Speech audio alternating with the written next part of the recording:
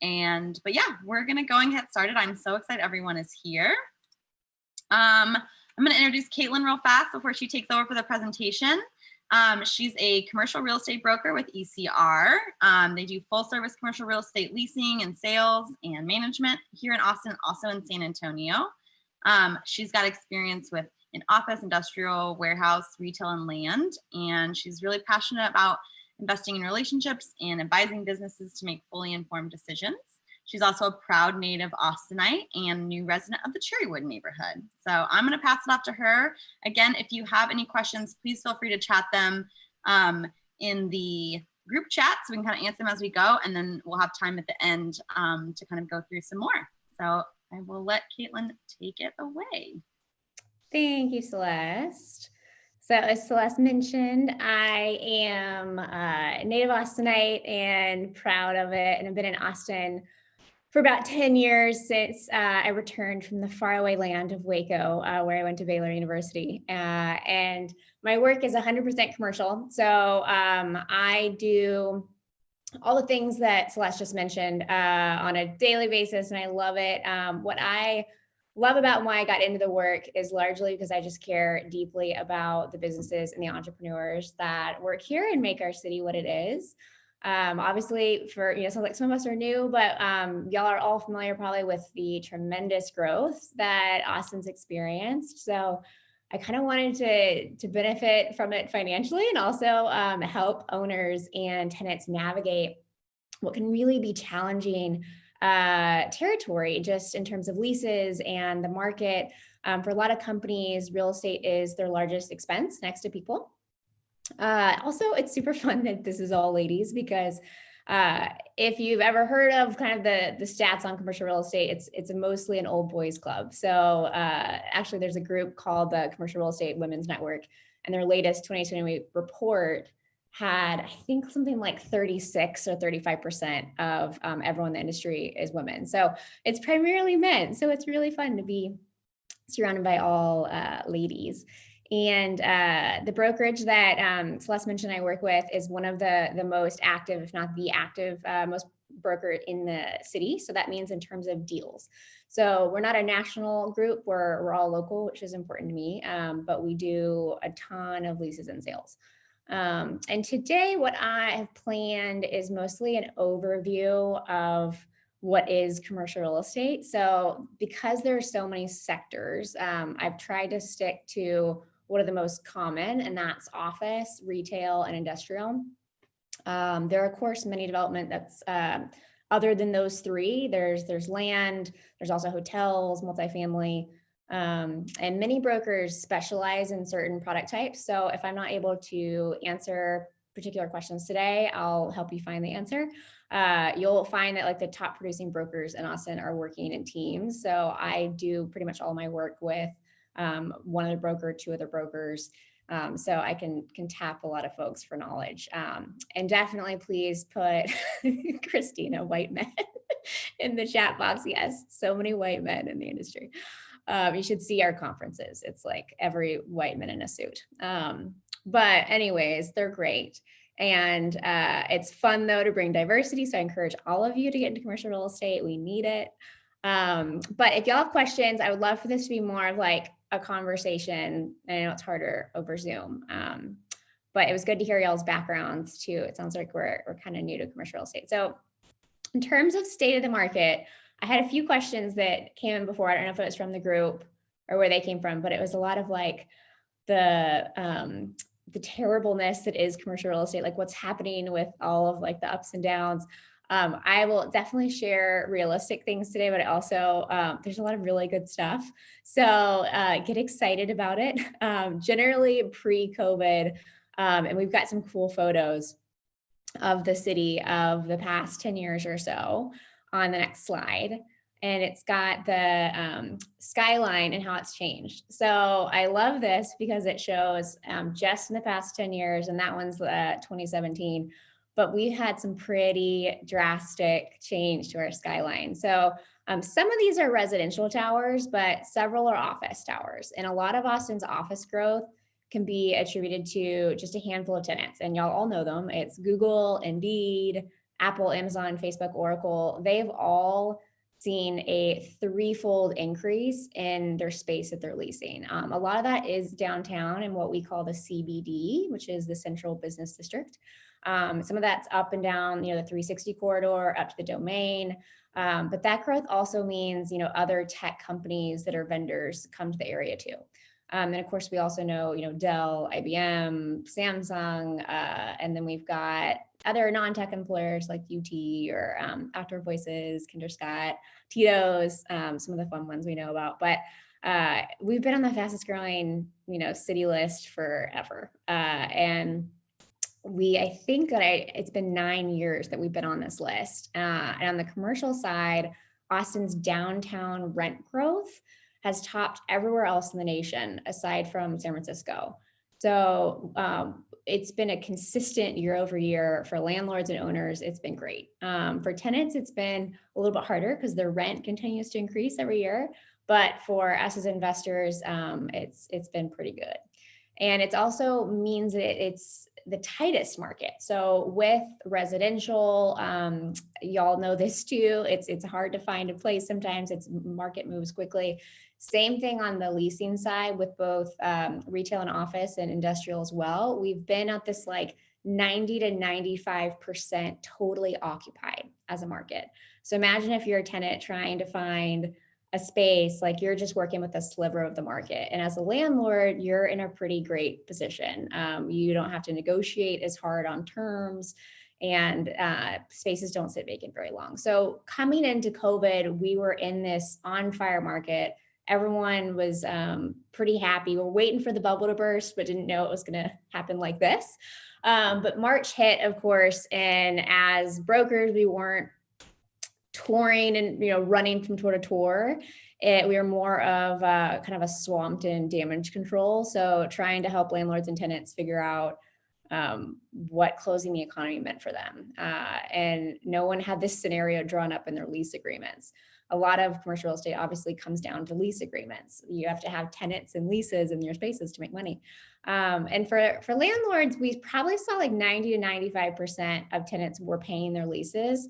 This is going to differentiate a lot depending on the type of class of building that you have. If you've got a portfolio of Class C properties, which are kind of the lowest tier properties, you might have some of those tenants that don't show up the next day, don't pay rent. But by and large, we only saw probably 5% of tenants asking for free rent in the beginning of COVID. And in that scenario, we really advise landlords to do a deep dive to understand losses, audit financials, try to work with the tenant. But as we also know, PPP money came out, that was for rent also. So some tenants were able to continue to pay their rent with that kind of tailwind behind them. And then on the landlord side too, we had a lot of new things around that time in putting in touchless services and mechanisms and upgrading air filters and putting in signage. So now we have gotten into kind of the new normal. And we can move to the next one, Celeste. So the next slide, I forgot about this one. This was actually a really great kind of future new normal intro. So this is a drawing that a guy, he's just a developer, like an engineer, drew up. His name is Henry Hahn. He did this last year, I think. And so this shows a lot of the buildings that are under construction right now. None of the projects that we have proposed are installed. All the construction's moving forward. So far, proposed towers haven't halted yet. So we can see this exact kind of depiction moving forward in the next couple of years. Gail asks, what makes a Class A, Class B, or Class C properties? What we see in this picture are all probably Class A properties. So Class A is going to be your top of the line, beautiful downtown building with a nice gym. You're going to have them all over the market. So you'll have them in North and West Austin too, but they might have a really nice amenity center, like a conference room for the building. If it's a retail park, you're going to have really great common area facilities, parking lots. They have Class A for warehouse as well, where it's just everything's maintained really nicely and usually have access to amenities. Class B is kind of a step down from that. Maybe you don't have a really great amenity center, but you have some amenities as tenants. And then Class C is typically an older building. Rents are going to be quite a bit lower, and they're not kept as well. Landlords may not just spend as much money in keeping the building up to date. So for leasing activity, this is kind of what we're talking about. Going into COVID, we had a lot of excitement, a lot of leases happening. And this is from CoStar, which is what our MLS is basically for commercial real estate. We use something called CoStar, and they put out a lot of research. And this was their kind of forecasting the future of what leasing might look like moving forward. And, activity has certainly been slowed. When we look at office leasing, that is one of the main things we look at out of all of the facets, because office also drives retail, right? If you've got a ton of companies coming in here, they're going to lease office space, then retailers are going to go up around them. Developers are going to build more homes, more apartments, more hotels, all those things. So we like to look at that office leasing number a lot. And from a data perspective, the number of large office deals, so the companies I mentioned earlier, they're taking down huge amounts of space that largely affect lease rates and cap rates for everyone else, is down almost 90%. But if you're talking about smaller companies, those leases are still happening. In this forecast, they're showing about 14%, 13%. And I would say going into the market, as we mentioned, like 90 to 95% totally occupied. A healthy market is more in like the 85% range. Yes, I love Chris. I love these comments in the box. So it is, when you think about it, everyone's working from home, but it's harder if you're a larger company to bring folks back to the office. So one of the things that was out in the Austin Business Journal, ABJ, is we've only had since January 3 office lease deals over 50,000 square feet. This time last year, we had like 30 to 40 of those deals. So the large office leases are not taking place as much as they were, but on the smaller deal, both on the retail side and on the office side, that flow is still happening. Offices are still planning for next year. They're renewing their leases. On the industrial side, which I'll talk about too today, is there's a lot of success there. That actually has been a market that's really been positively impacted actually by COVID. And in terms of how it's been affected with COVID, rates are going down. So rates haven't dropped as much as you would think. And I think one of the reasons is just commercial real estate is really slow to kind of hit. We adopt things very slowly, whether it's new technology or it's responding to situations. I kind of have been encouraging landlords on the tenant side. I've been encouraging tenants to fight more against rent because I think we are going to have more vacancy, but it hasn't dropped drastically. And actually, I had a question on the rental side for apartments. I don't know if anyone knows this, but have y'all seen decreases in apartment rents? Yeah. Okay. I see a couple head nods. I guess we haven't seen that on the home buying side. It seems like rates aren't dropping as much on that, right? Like waiting for the text in the box. Nope. Yes.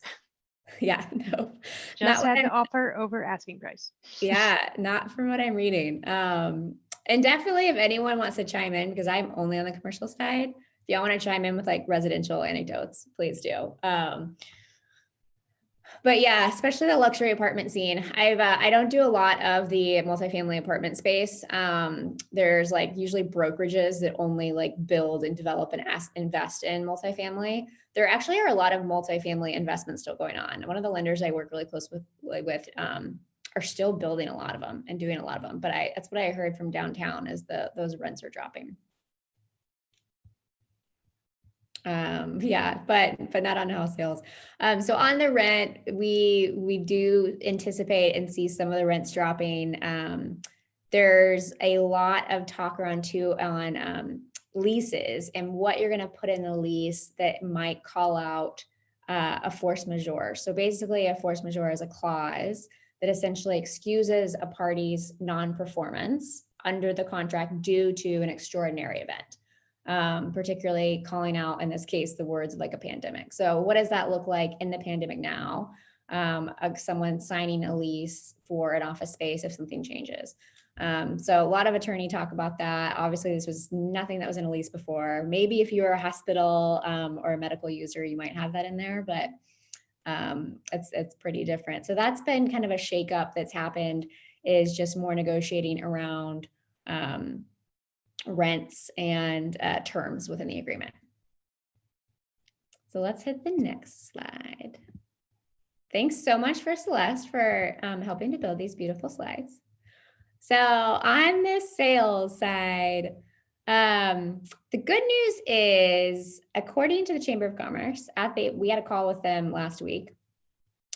This was the second best year since 2004 for jobs announced. So all of this is going to impact, the growth of Austin is going to impact rents, going to impact sales. If you're familiar with like Everlywell, they do at-home health testing. I did a food allergy test with them at some point, and their CEO said yesterday that they've hired 2/3 of their employees since COVID started. And they're a company that's looking into buying more of a campus setting. Right now they're leasing space downtown. And there's still companies that have been hit. There's a lot of retail that's suffering, obviously tech startups that maybe hadn't hit their Series A. But from a fundraising standpoint, we've had several companies just raise millions and millions of dollars in VC money. And so some of those companies are looking at buying, not just leasing. So there's still a pretty healthy demand for purchases, not as much on the institutional side. So when you look at that downtown skyline, those really tall, big, beautiful buildings, most often are owned by REITs or just large, think of like something you and I could invest in through stocks. That it's not something that may be on our call. We may not buy a Frost Bank Tower downtown. But the companies that I'm working with that are, maybe local companies are going to be buying some of these buildings. The interest rates are really great right now.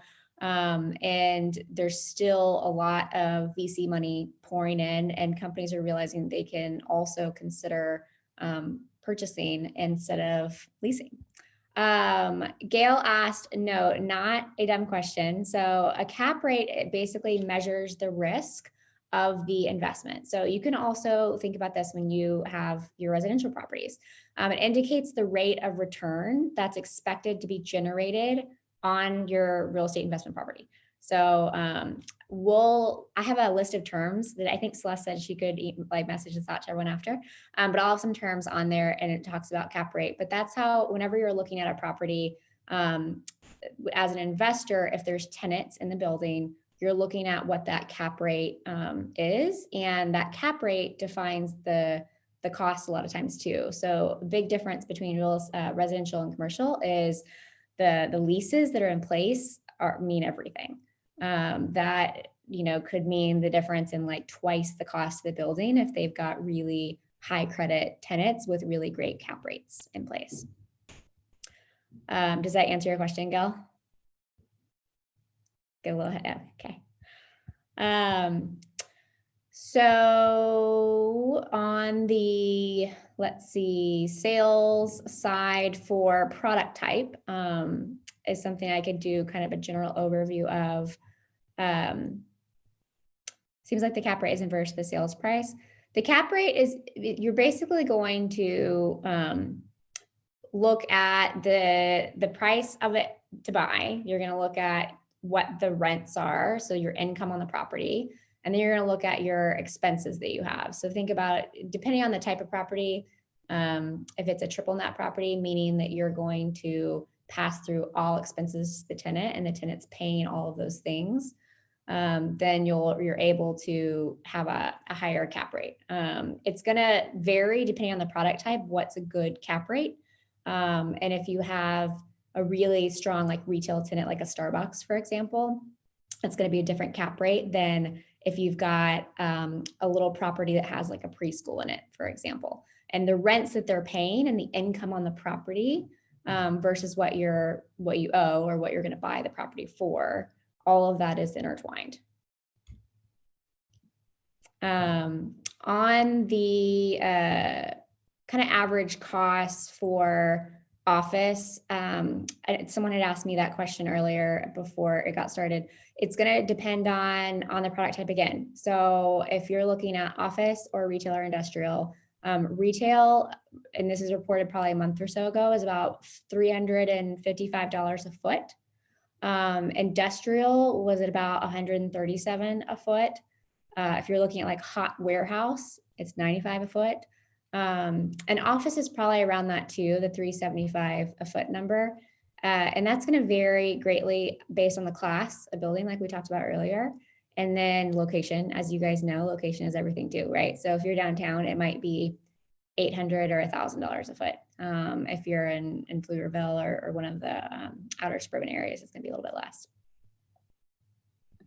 So a question on and we can definitely spend more time on this if y'all want. The analysis of the projected cap rate. I do this, yes, it depends on who it is. So I do analysis a lot, whether it's on leases or whether it's on purchasing.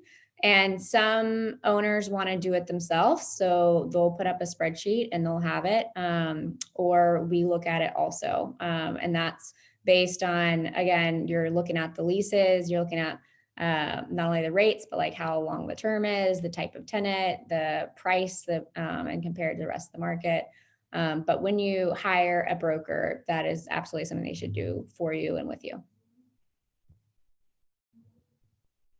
So we mentioned this a little bit earlier, the space under construction. So there is so much under development right now. And when you looked at that skyline, and when you just go downtown, there's actually 26 buildings under construction right now, 26. There's 25 that are proposed. So we'll see where those go. There's actually been 5 that have been completed this year. So one of those was a residential tower, one was a hotel, and I think the other ones were office. And usually when you see a crane, they say that maybe you're a year into the construction. And of course it takes, a couple years at least to build one of those towers downtown. But yeah, 26 under construction, and we are leading the nation with what we've got. So Nashville's a close second. And then San Francisco actually has quite a bit under construction as well. San Jose, that whole Silicon Valley area. But it should be interesting, I'm personally curious what it'll look like, in the next couple of years, how demand will meet our new vacancy. Yeah, we need transit. I'm going to pause now because I always, it's like the Zoom thing. I feel like I'm just on overflow. Is there anything that anyone wants to chime in and say or ask? We're actually at our terms to know, which is the little dictionary of the presentation. Nothing. Am I allowed to just ask a question out loud? Yeah. I was wondering, so I'm a urban planner and landscape architect. So a lot of what I do is kind of like looking at cities as a whole. Love it. And I was just wondering, with all of that, all of those ridiculously huge towers that are going in, and, obviously the residential ones, well, actually, I don't know, both the residential and non-residential towers, when you get that far into a project that, like we're seeing a crane, so it's, it's under development, and then something like COVID happens. Do you think any of them are rethinking it? Or like, do we think it's going to impact us in any sort of physically real way long term? Well, physically real way, do you mean what downtown will look like? Yes. I'm wondering if any of your clients are kind of like stepping back a little. And yeah, well, so if you imagine too, it's kind of hard to stop construction when you're already started. Right, yes. So there is an example of a pretty big REIT called Brandywine, and Brandywine had like a block downtown, and they recently put it up for sale where otherwise they had planned to build, I think, an office tower. So there's some of that happening. a lot of, when you're at that level, when you're talking about downtown, you're at a very institutional level where there's a lot of, it's like capital markets things, which I don't work a lot in. Some of like the really big brokerages, like a CBRE or a JLL, or you don't even have a broker and you've got more just like all development, are the ones that are working in that realm. And a lot of times also they have leases in place before they even build it. So I'd say probably like, I have to look at the data on it and we can send that out afterwards. But I've got a list of basically of the downtown buildings, what's pre-leased. So there's a great deal of the stuff that's downtown that actually is pre-leased. There's examples of companies that are those tenants making changes. So for example, at 4th and Colorado, there's a building that's going up that a group called Parsley Energy out of Houston was the main tenant in the building. They leased 300,000 square feet. The building itself was, I think, 330,000 square feet. Like they were the tenant that the building was for. And with changes in oil and gas and that kind of thing also, they put up a lot of that space for sublease. So some of that and a lot of that is still in the market for sublease, but then you actually had a couple other tenants that were downtown that were going into other new construction towers and were able to get out of their leases for certain reasons, and construction delays being one of them because they were delayed from COVID. They then were able to get sublease space in this new construction tower that was less of a rate for them because it was a sublease. And so it was a better economic move for them. And the tower is still filled up. So from a development perspective, I can't speak too much to that, but in the sense of like, you've got all these buildings going up, there's not a lot of like stopping them at that point. You don't just like leave a building half finished. You continue to push forward and you find other solutions for leasing. And right now, I think we're all still trying to figure out what is it going to look like? We have so many companies moving to Austin and we've got a lot of sublease space going up on the market now, but how long and what is the work from home environment going to look like?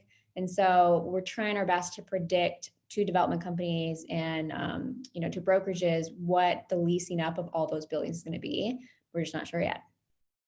Yeah, I think the sublease was the answer that I was wondering. I mean, I obviously know you can't stop construction on a giant high rise. I was just curious, thinking long term. Yeah, and subleases has been, so we've had about 500,000 square feet of sublease space hit the market in the past couple months. About half of that is downtown. There's a steady increase every week, not like huge, but a steady increase in sublease space every week. The large bulk of what we have in the market now is really large spaces. So the really big tech, especially tenants that have huge buildings, huge spaces that have made decisions on maybe we don't need to use the office for the next year, that type of thing, are making some of those sublease decisions. I will say though, like Google, for example, I don't know if y'all have seen it drawn up before, they're building a big like sail looking building right on the lake downtown. They're still moving forward with that. They moved in, had a lease on the east side as well. And in terms of finding commercial space to sublease, I'm seeing some questions come in, that you can access those also all on CoStar. So through CoStar is again our MLS and everything's listed on there. There may be some, just like residential, you might find the little like for sale by owner, for lease by owner sign where it's not on there, but large majority, 90% plus 95% are all on CoStar, including subleases. And actually that's a lot. I've helped a lot of tenants use subleases even way before now because we're such a startup town that instead of signing what's market, which is a 3 to 5 to 7 year lease, if you can do a sublease and just do a year lease where you're in a hyper growth mode, that's a really great option. On a smaller scale, where do you think the best commercial real estate opportunities are in Austin and surrounding markets? That I think is depending on what you're looking for. Again, if you're wanting to do office or a retail or industrial building, and that's kind of, probably a personal preference. Generally speaking, I think there's a lot up and down the I-35 corridor that we'll see in terms of development. Same thing with our outer line markets around Austin. So you're thinking like Bastrop, Hutto, Pflugerville, Round Rock, all of that. We've actually, in terms of the industrial side, seen increases in rents during COVID in those areas. We do have on just north of Orlando, right off the highway. Oh, really? Brianna, you have, is it Brianna? Brianna? You have It's a building? Brianna. Yeah, there's some crazy building. Some more stuff happened than just like the funding being pulled out. I don't remember the whole like complicated story, but it's this running joke. Like people post memes of like Orlando during the dinosaurs and like that building is there, you know? Yes. Well, been there forever unfinished. Yeah. 2008 to it is a totally different situation. Like we are in a similarly economic downturn, but in terms of why we are in this position, right? The finance side is way different because in 2008 you had, if y'all have ever like watched or read the books, about that time, a lot of it was like just banks and financing and all it was ugly. So I think, we had some of that in Austin too. If y'all know the graffiti wall on Baylor Street, that happened in 2008 too.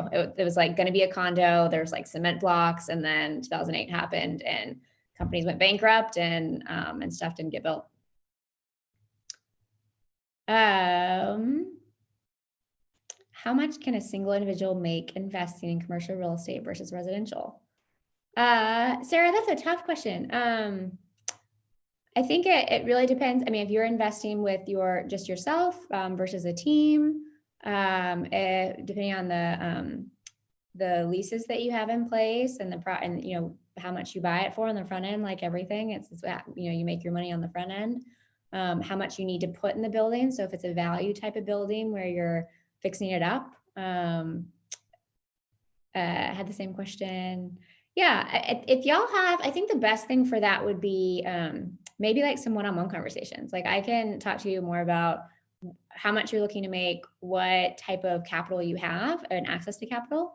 And if you've got like maybe a team you want to put together, I think the initial barrier to entry is higher than residential because, and I've got a little bit of information on the slides too, on the financing side, but that's going to require 20 to 40% down, maybe less, but usually it's 20 to, especially right now during COVID, that's the down payment that you need. And then interest rates, if you're a user occupant, so if any of you guys have businesses and plan to put your business in the building, if you're in at least 51% of the building, there's some really great, like not only loans you can get as being a business, like the Sba loans, that kind of thing.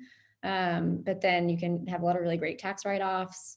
So a user versus an investor where you're just sticking tenants in it. And again, it's all going to come down to how much your leases are. Are they pre-negotiated? Like, are you moving into the building? Are you buying the building when there's already tenants in place, or are you going to lease it up? Are you buying a vacant building and then you're negotiating the terms, setting the rates, all of those things? There's also something for landlords that is a big factor. It's called TI. It's Tenant Improvements. So depending on the type of building you've got, it's really common for landlords to give tenants money to help build up the space. So if you're a industrial or warehouse client, it's not as common.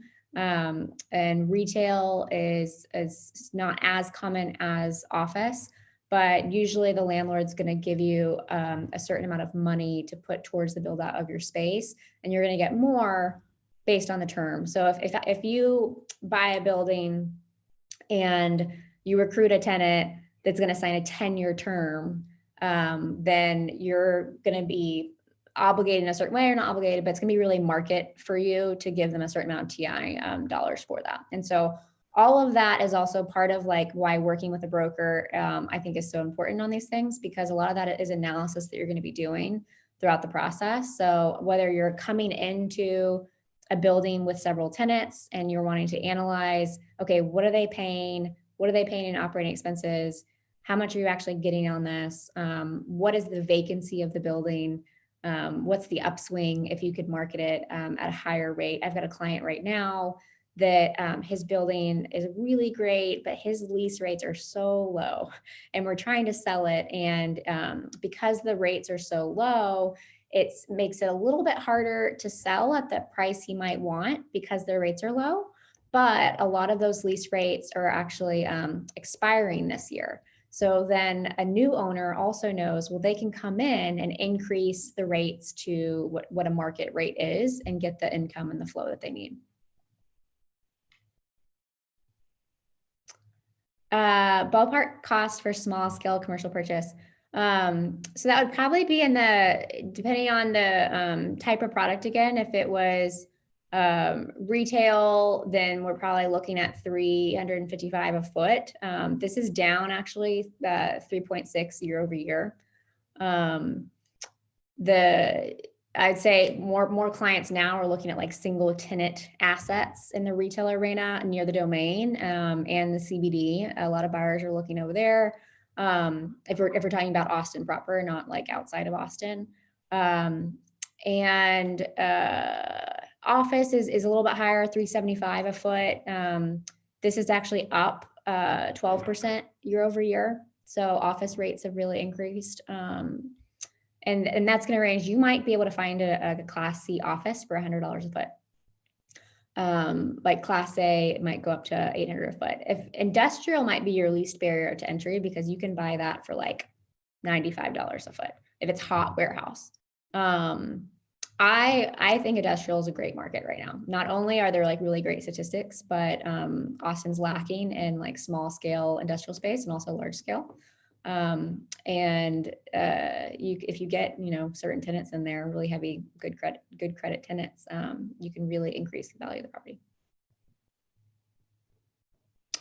Great. Typical commercial broker's fee. So similar to residential, the commission fees are worked into the lease rates and worked into the sales price. So it's a total of 6%.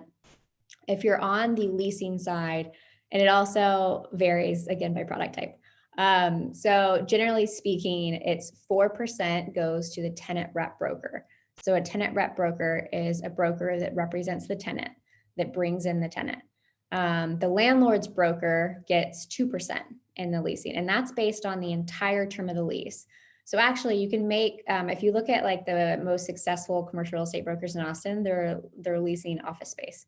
It's not like sales, it's mostly leasing. And you're making the percentage on the total value of the lease. So if it's a 10-year lease or a 5-year lease, it's 4% of that value, it's 2% of that value, 6% totally from the landlord. And then on the sales side, it's just split 3 and 3, just like residential, 3% to the owner's rep and 3% to the buyer's rep.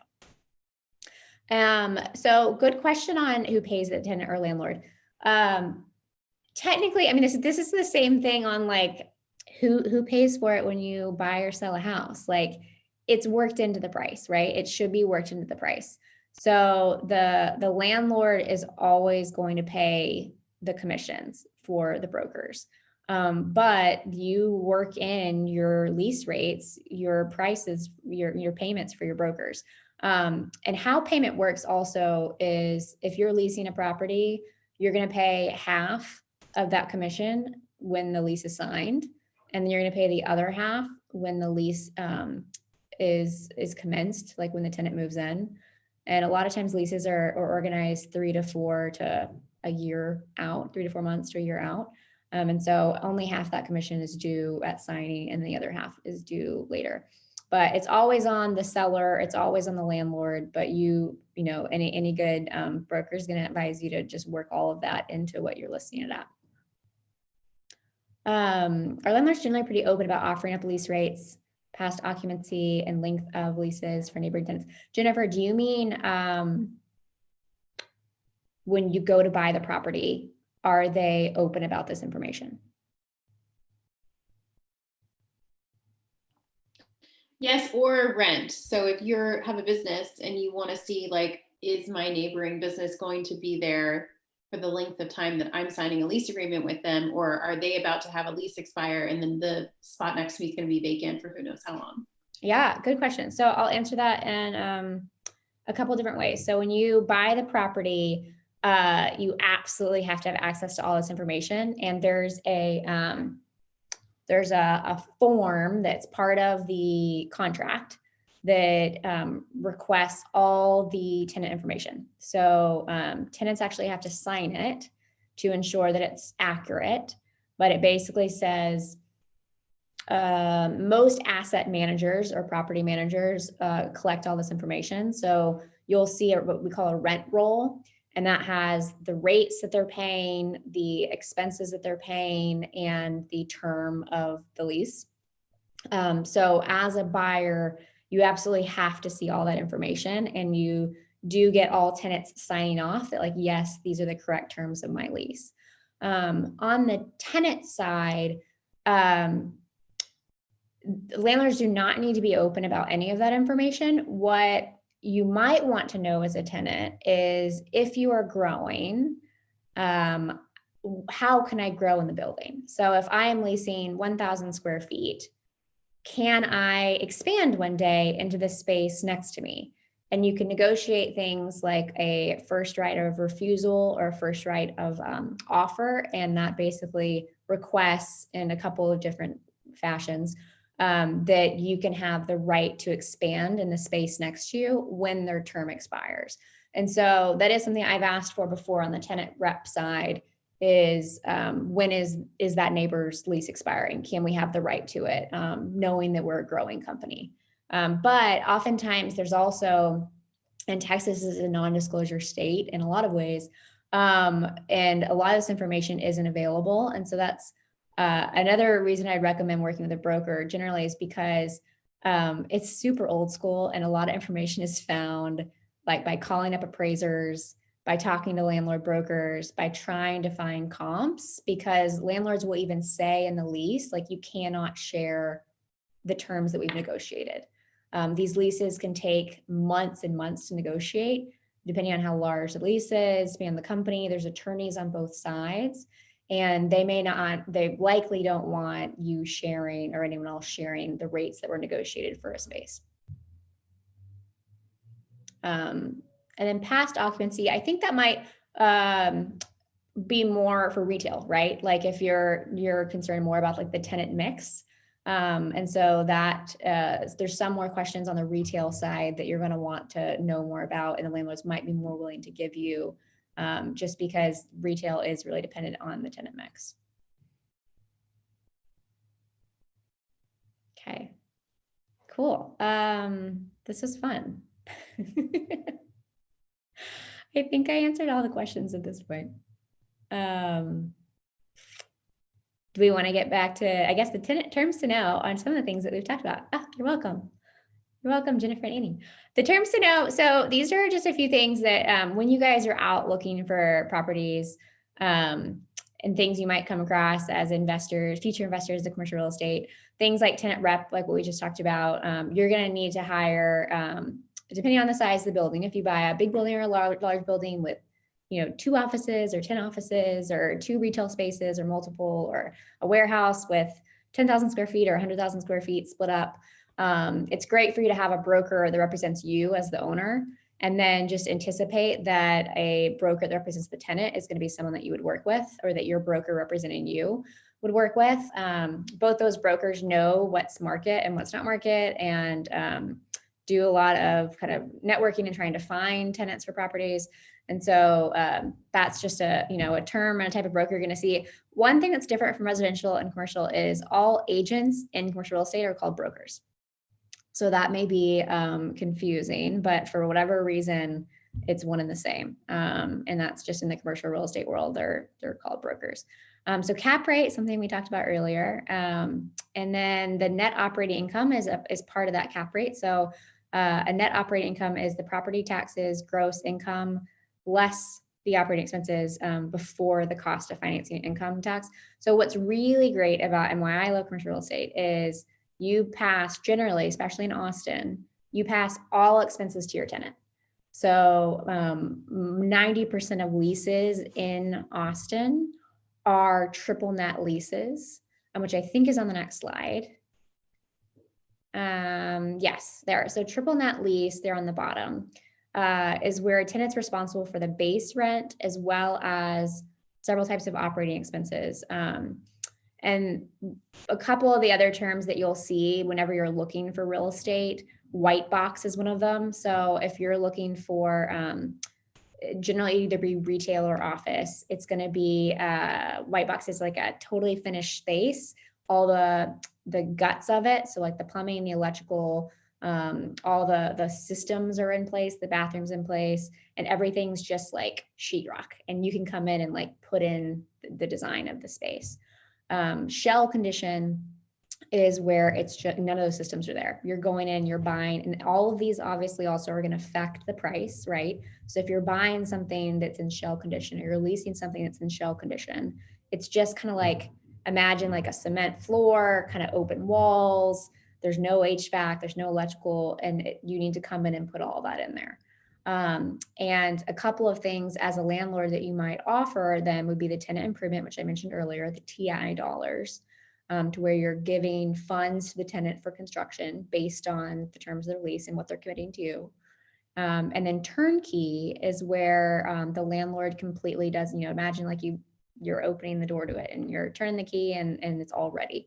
And so landlords take a little bit more risk in that, because if they provide it turnkey and say, I'm going to do all the construction for you, something might come up during construction and it doesn't matter because you've said that you're going to turnkey it and you're going to do it all. Whereas if you put the construction on the tenant and you say, okay, I'm going to give you $20 a foot or $100 a foot for your construction, it's on them if surprises come up. If something happens with construction, they've got to cover everything. And you're just saying, I'm going to give you this money, and then that it's on your, on your call.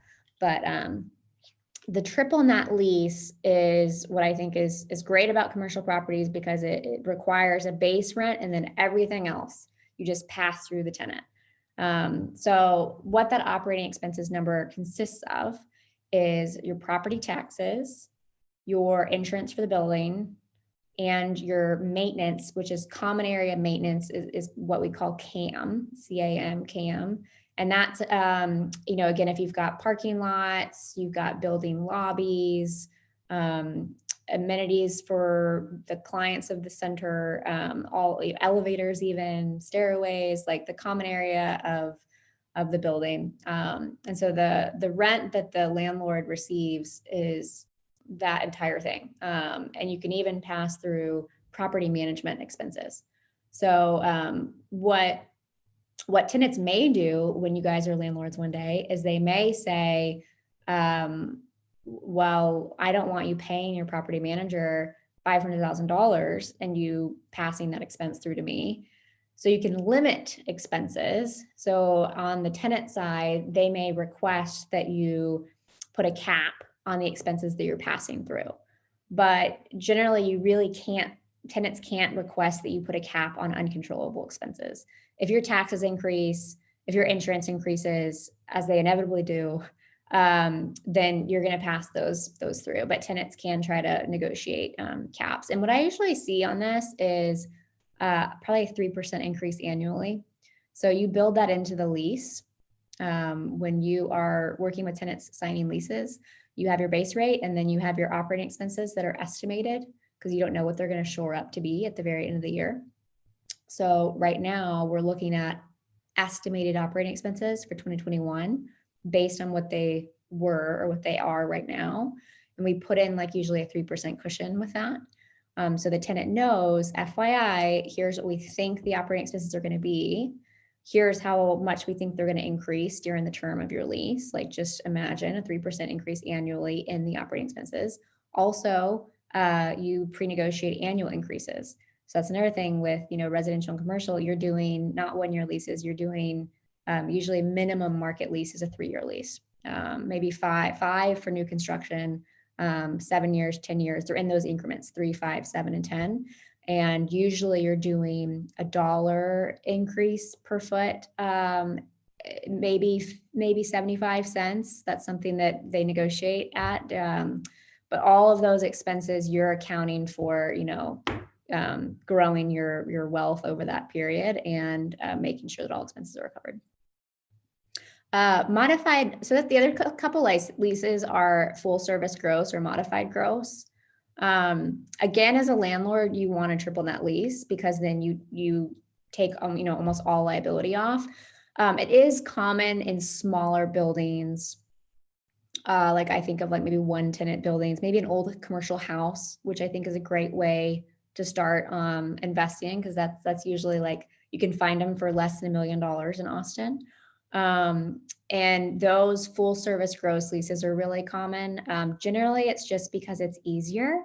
So yeah, Christina, do you do a full service gross lease?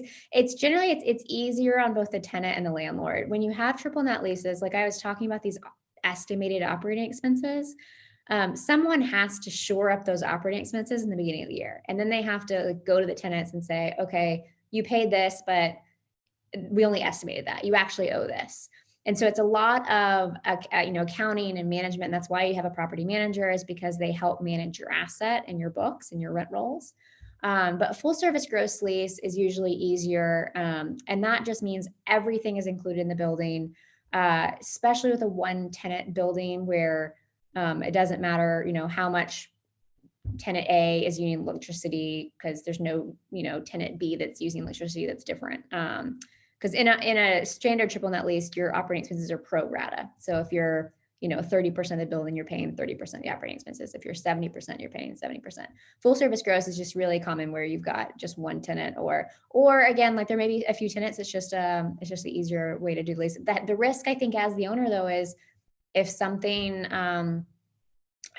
comes up, if your taxes increase dramatically, which they have, I don't know if y'all seen that, a lot of people are suing Travis County over their valuations for their taxes right now, that you can't pass those through.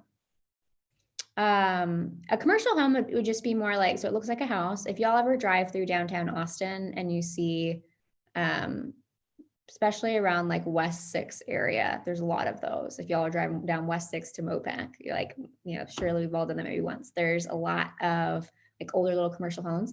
So they're just little homes that are now zoned commercial. CPI adjustments. I don't know. You're talking about like consumer price index stuff?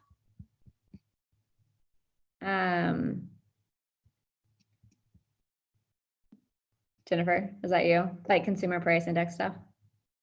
Yes, sorry. Okay. Yeah, so CPI adjustment as a method of setting a cap on rental increases year over year. Okay. So you can set a cap. I mean, in Texas also, like it's different in like the state of California, right? Like we've all heard of like, they have like rent control and all these things. I don't know how much I can speak to CPI adjustments. Aside in regard to caps on expenses, you can put caps on certain expenses. Like I said, mostly the controllable expenses are what tenants are going to want. At the end of the day, you are the landlord and you write your own lease. So some owners do like a standard, like a TAR form, like a Texas Association of Realtors lease form. And there's some really basic terms. Those forms are written by attorneys for landlords, for owners, and attorneys for tenants. So they're supposed to be very equitable in that regard. In terms of caps and rates, that usually if I've used those forms, we've had an amendment to that, and that's shown more of the breakdown of what the rent's going to be year over year. But a lot of landlords write their own leases. And so as a landlord, you want as many terms as possible in your favor. And that is everything from the management of the property and rights the tenants have.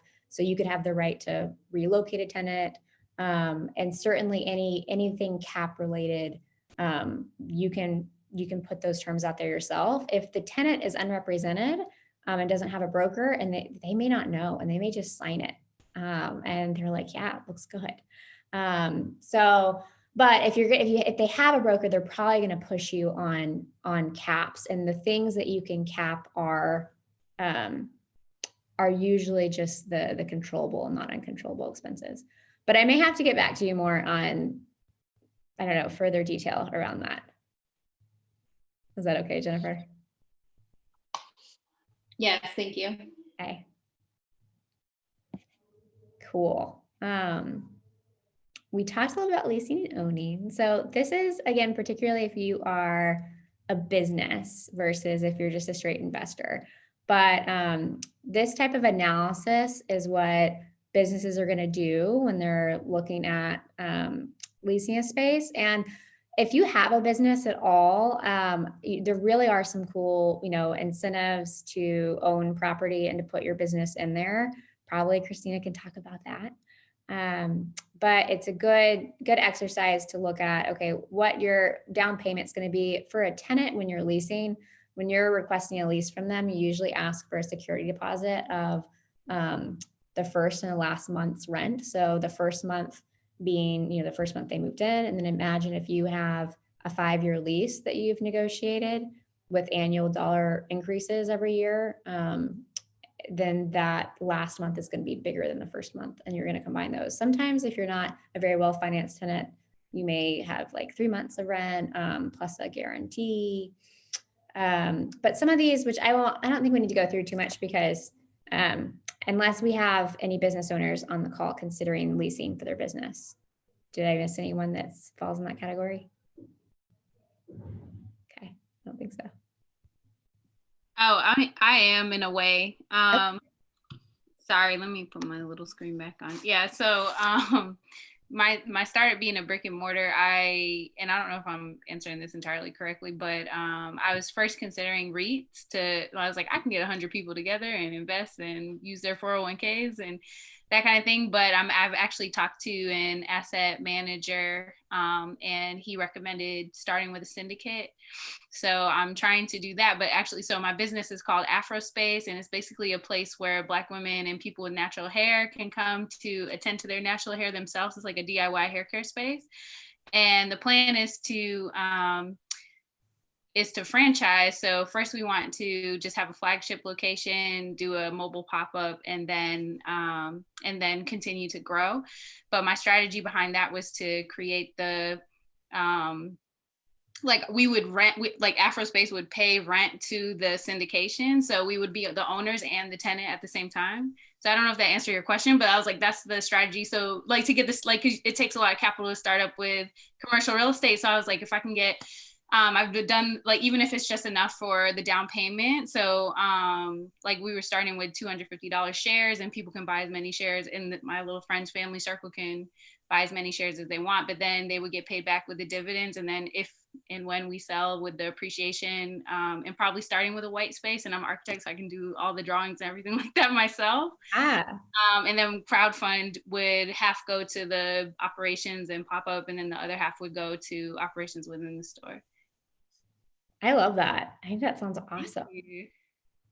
Well, and especially like crowdfunding and just getting, I've got a few people that do that a lot and work on putting deals together, different people, and getting investors together. So if that's something you also want to talk about kind of one-on-one, then let's do it. Because I think it's a really great way to structure it. And also you can get, as a small business, you can get loans for properties, Yeah, in the cities that like I'm particularly interested in one city, because like I know in Austin it's like this is crazy that retail space is like 300 something a square foot. In the city I'm looking at, it's $14 a square foot. $14 a square foot.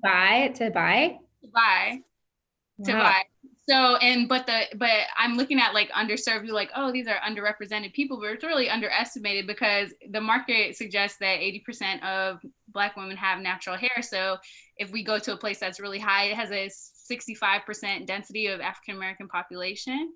And I've already found I've Instagram stalked all these natural hair influencers that are in that area and all this other stuff. So that's just going to be our flagship location. We would get some, we would have Afro baristas basically craft you your products that are specific to your hair type. But yeah, so it's a whole lot going on. But what city is this? It's called Rocky Mount, North Carolina.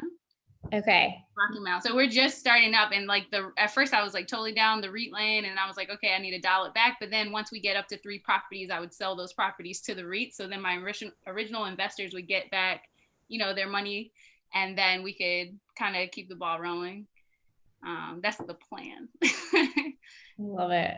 That's very cool. I think it's especially if you've got different, because it depends on the market, right? And if you found a really great way to help a community and find a good deal, that's awesome, because it is becoming increasingly harder, at least in Austin proper, to find. Yeah. I want to pop up in Austin, actually, at the African American, it's on East 11th Street. I used to work right down the street from there. But that's where the Black Chamber of Commerce actually works. But if you notice, there's no Black people in the area anymore. So I just wanted it to be a hub. So that would actually run as our pop-up model. So we would have a flagship in this random little town, but also see how we could work out the kinks and then pop up during South by and all these other, locations around the country, Afropunk, Afrotech, all these other Afro-related activities. And so how far along are you in the process? Where are you? So I got my original investment. I don't know if you've heard of Arlen Hamilton, but she's an investor, which is just blowing my mind. But so she's an angel, not with her. She has a group called Backstage Capital. And so I'm not going the VC route. I'm really trying to go the old school franchise route. We started our, whatever. Just because, and then get the investment via the real estate and not the company. So I don't have to give up ownership of the company, just of the building. Yeah. That's the plan. All right. I didn't mean to commandeer this whole. Well, no, I mean, yeah, maybe we can talk offline about it or something. Yes, I think, if you can see from the comments, everyone's super stoked. Thank you, God. Yes, we're still. It's gonna all over. I have a presentation or a pitch deck. I'm totally open to have some conversations about it. I did not mean to take away from what you guys are doing. I'm just really excited about it. But we're all supportive of women doing really cool things. So that's incredible. Love it. And I love a good pitch deck. That's awesome. Thank you. Yeah, the first question was just how can I design space as an architect? I was how can I design space that we feel comfortable in public? And it feels like such confirmation that one thing after another. A month ago, I didn't know what a REIT was, so it's just slowly building that knowledge and network. So, well, and I think, that's a whole other tangent we could go on, is the design of a space. Cause I think, we all know design of homes and where you are, but I think the energy that you get from whatever it is, whether it's a retail concept or it's where you work, it just means a lot. And it's really neat to, to have people like you that help design those spaces. I know we're getting kind of tight on time, so I want to make sure I'd answer, we've got in the slides, again, we're mostly just a direction in case we didn't have questions, but this is great that there's been questions. And so there's I think the only other things that we were going to kind of roll through was different types we went through, and then what brokers do, which we kind of answered already, right? Brokers can help you on the sales side, leasing. A lot of that is not only managing the transaction and doing the market research, but doing all of that analysis. I spend a lot of time in spreadsheets. So if y'all ever want to just nerd out over the Excel game, let me know. And then property management is something else that as an owner, you're going to want to, depending on how big the property is, you might want to hire, just like any of your residential properties. It just is can be more complex if you have several tenants and managing the lease terms and that kind of thing. And then someone had asked earlier what the search what search process is like. These are just a few of the top ways you can search for properties. CoStar, you have to have a broker's license to access. But the LoopNet is the public version of it. Not as many properties are on there, but it can be accessed. And then the other two, 10X is I don't use it very often, but it's kind of like a platform to find deals, be the short version of it. Lands of America is obviously land. And then what else did we have, Celeste? Oh yeah, so this is a screenshot of, if y'all ever look on the MLS or when you're searching, this is kind of what our search view looks like. So you're able to see all the different properties that you might want. You can also filter by cap rates and filter by classes of buildings, proposed, if they're under contract, all the things. And then I had some questions also earlier about zoning. Zoning is a long discussion. I can certainly help you with it. I also have a link that we can put in the Slack channel for the zoning guide on the city of Austin. So Christina can talk about, their process of kind of what, beginning to end. And I don't know if any zoning was required in that or what the zoning is there, but that's definitely going to play a role in what type of businesses you can put on the property. There's a lot of different layers of zoning. I have one property for sale right now that has, I think, like 7 different uses, like layered all over it. And so the city of Austin has a really nice guide on what that is. I would just make one comment on, if you're trying to rezone anything, it's just a really long process in the city of Austin and Travis County. Really challenging and really expensive. It's not that it can't be done, but if you're going to buy a property and you're looking to rezone it, expect a option period, or what we call feasibility, of like 180 days. If you're looking at a retail property that the best use of it actually is industrial warehouse and you need to tear it down, just plan that in your feasibility. The last thing was opportunity zones too. This is, if y'all don't know what they are, you're not familiar with it, I think we've also got a link for that too. And it's a newer thing as of 2018. A very, very in-depth rabbit hole you can go in here, but essentially what they do is they, take different areas, and they're all over the US. We have several in Austin you can find. Great, thank you, Celeste. You can find these if you go on the link that we share. Austin has them highlighted, and they're areas that are in need of kind of like economic development. And so there's just a lot of really good like tax incentives. It's been a better investment in the past. Now that we're like 3 years in, it's a little bit different, and the returns take a really long time, but it's a really cool way to invest. And if you're not looking in Austin, there might be other opportunity zones in Texas or in the US you might want to look at. I think any other questions I had? Yeah, financing was one of them. Someone asked about financing also. This is going to vary depending on if you're an investor or an owner, occupant. This was something I pulled from a really great female commercial lender that I work a lot with. She is super into educating people. So if any of y'all want to just kind of like get some estimates from her, her name's Cara Pinelli. I've got several others I can recommend too, but they really, the environment with COVID now, a lot of it depends on you as the person. Whereas before they were looking at the asset, they're really focused in on, okay, how funded is this person? What's the history? So if you have a bank that you have a history with, start there. If you're going to invest, start with your own bank. All through COVID, that's been kind of the main stories. If you've got a relationship with a bank, go there first. They're also going to look at what their future might be with you. So if you're invested in several properties, they're going to be more inclined to work with you and give you a deal. And ultimately, they're really scrutinizing leases now, right? If it's a retail lease or office lease versus industrial lease, that's going to mean a lot when it comes to if they're going to approve you for the property. And then ultimately, it's all about just the personal guarantee and who you are and if you're, if you're funded. But there's different rates on here and everything. Okay. Thanks, Celeste. Christina, I would love to hear you talk about you said that it was harder to find financing. You worked with Sage Capital. Do you want to just talk about that for a couple of moments? Sure. I can talk about the property that me and Steph bought in East Austin, like the small commercial. Oh, so we bought this small commercial property in East Austin because I was looking for an office and I didn't want to pay rent, or I didn't want to lease a place. It was so expensive.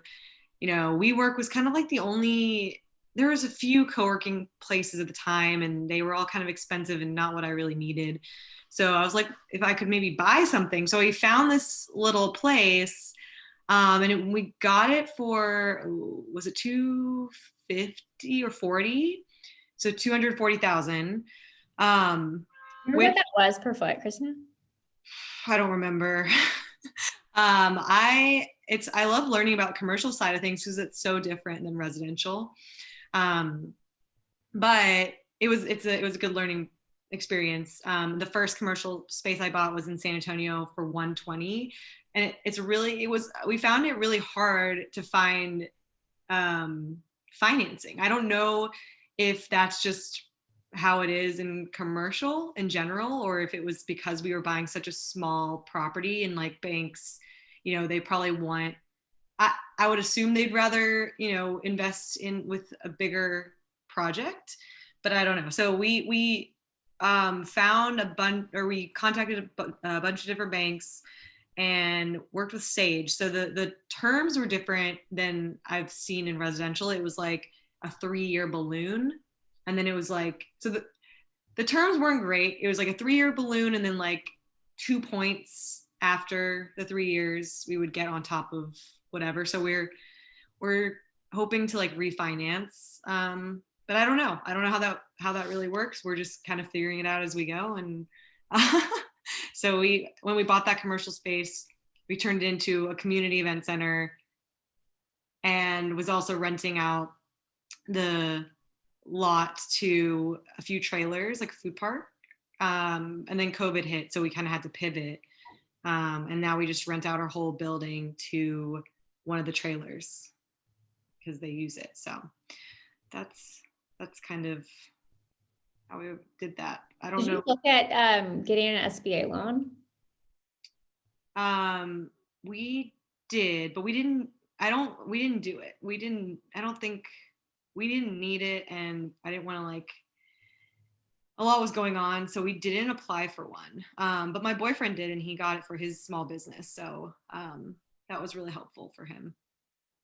Yeah, it can be. I think, yeah, generally the barrier to entry, it can be higher. And that's why I think it's really neat when you can form a great relationship with the bank. Yeah. Because they'll really advocate for you. Yes, and now, because I don't know if it's because I have a relationship with this bank, but like I've given contacts from clients, and they have been working with them as well. So I don't know if that's just a bank in Texas that is down to do deals, but or it's because we have that relationship from like 5 years ago. So I don't really know. Well, and the smaller banks too, like even when all the PPP stuff came out, like I had a lot of clients that were, some were positively affected, a lot were negatively affected, some weren't affected at all if they're like a tech company. But they, turned to their bank for their PPP money, which could pay rent too. And a lot of them struggled with the larger banks. And so when you look at like nationwide trends too, the like small local regional banks have been like the winners out of all of this. Mm-hmm. And so I've had several businesses that have said, gosh, we're changing our relationship because that was a really negative experience. And so, and now, they're the ones that are lending more and willing to take more risk. So it's interesting too, because I think with all the institutional lending, maybe on hold more, kind of, what banks will do, but yeah. So the leasing and management piece is that obviously after you acquire the building. So we kind of have answered some of the process questions along the way in this discussion. But when you, search for a property, you're looking at zoning, you're looking at the type of property, you're looking at if you want a fully leased building, if you want a vacant building that you can lease up, if you have a building that you need to fix up. Christina and Steph did an amazing job fixing up their building. So there's all sorts of ways you can go about how you search for it. And then when you acquire it, there's lots of terms that you can try to write in based on what you need. And some of the, major differences would be something like a feasibility or, option period. Also option money, I think might be a big one. We have seen, depending on what the building is, it can be a, kind of a catalyst in getting the property or not, believe it. But thanks, Gail. Appreciate it. Just on the leasing and management, you can negotiate leases like we talked about earlier, basically by a basic form, a TAR form, or you can write your own lease, have your attorney lease it. And then you would want to get a property management firm, which property management charges usually a percentage of the income on the property. So that's how that works. If you have a multiple tenant property, you've got X amount of dollars as income, property manager is going to charge you a certain percentage on all of those leases. Those are some of the things they do. One of them being asset management, again, just like looking at your budgets for the building, kind of capital and long-term planning, what kind of new updates you're going to need to do, the roof, the elevator, the stairs, how are you going to work those expenses into the leases so your tenants are paying for them, and doing kind of monthly and regularly reporting. And then of course, just general maintenance on the property. I think a benefit on, residential versus commercial is you have a little bit less requests come in generally from tenants. They're there 8 to 5. If you've got startups that have a ton of food in it, it may be a different story, but some of the management is just generally easier.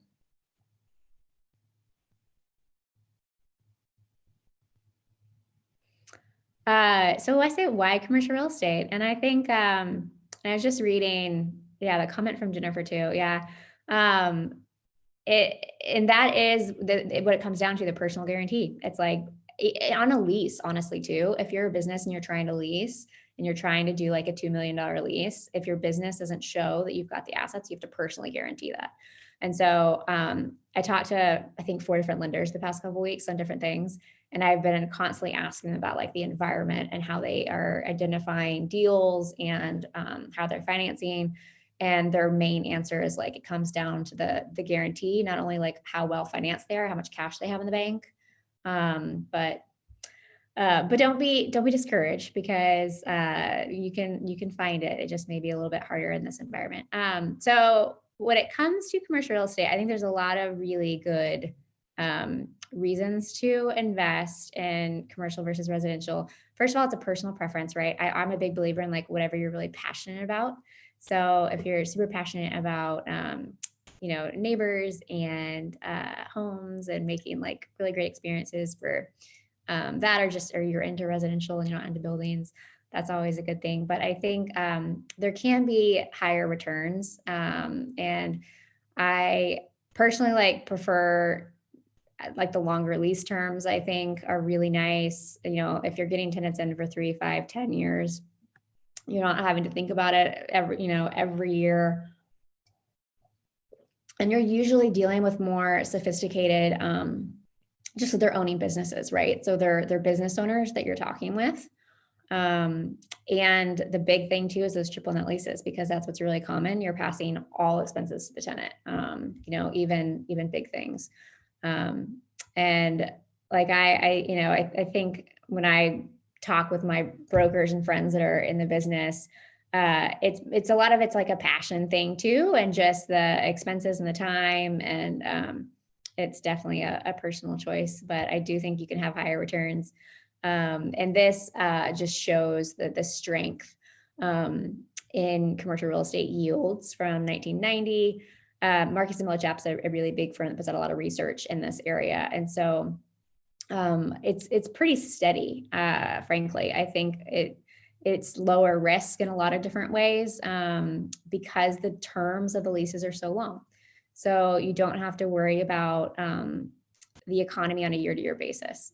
You've got a lease in place, especially if you're dealing with good tenants. Oh, and then this is like for Austin stuff. So like, I'm just excited we're in Austin. I think we're all super blessed to be in a tertiary market like Austin that has grown so much. We just hit 1 million people according to the ABJ a couple of weeks ago, in the city. We've been at 2 million people metro for I think a few years now. But a lot of companies are noticing the growth of Austin. Y'all probably all heard about Tesla. And Tesla is one company, but Tesla's brought, according to my people at the chamber, a ton of companies with them. Like all those vendors that all serve Tesla are all putting their warehouses here, all putting their manufacturing, their offices here. They're all going to bring their people here. They're going to buy houses.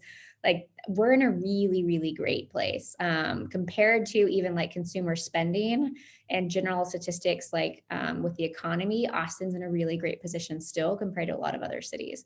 So I think we're well positioned. You know, none of us have a crystal ball. I have no idea what the leasing market's going to look like a year from now, especially with all the buildings being built and the vacancy that we'll have. But you know, as much as we don't know what'll happen, there's still a lot of really good things coming out of all the businesses that want to be here. We've got a long list of businesses that we're working with that are trying to relocate their offices here on a personal side, which is really encouraging. So.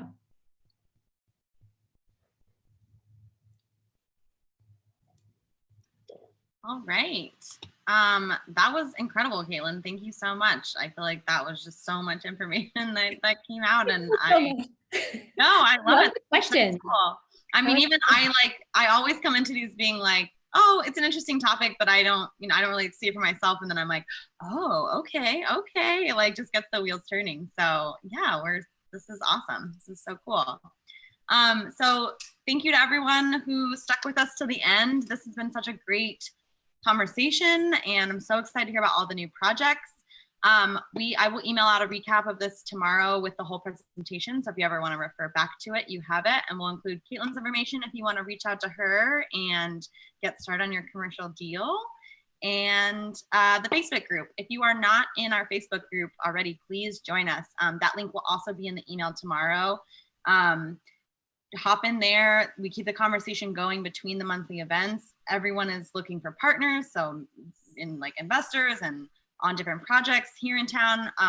Now that we've been doing these events online, our group has kind of grown beyond Austin, which is so cool. So you'll find people kind of all over the country. So yeah, if anyone has any other questions and they want to hop on the mic and let us know, and got a couple more minutes. But otherwise, thank you so much for being here. We're really excited to have you guys, and we are so excited. Thank you so much, Caitlin. And also, if you all know anyone who you would want to speak or certain topics you want to hear about, please message us also. We just want to give you what you want. So, and this was so informative, Caitlin. It was amazing. Thank you. Well, thank you guys for letting me do like a big data dump on you, and also for doing lots of really great questions. That was super fun. So if anyone wants to talk about like ideas or getting an investment group together, I'm very much like female forward investing in commercial real estate. So would love to like put together a fund and find deals.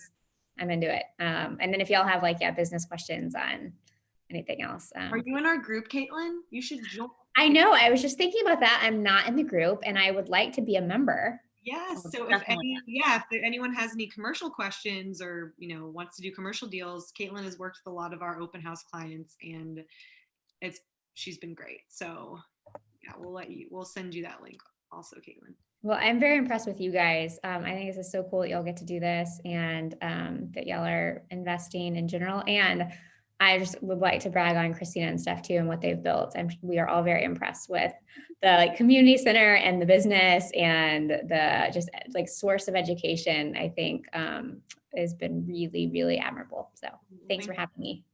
Thank you. Okay, we can.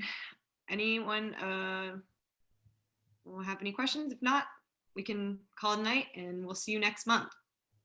Yay! Okay. Bye, y'all. Bye. Thank you.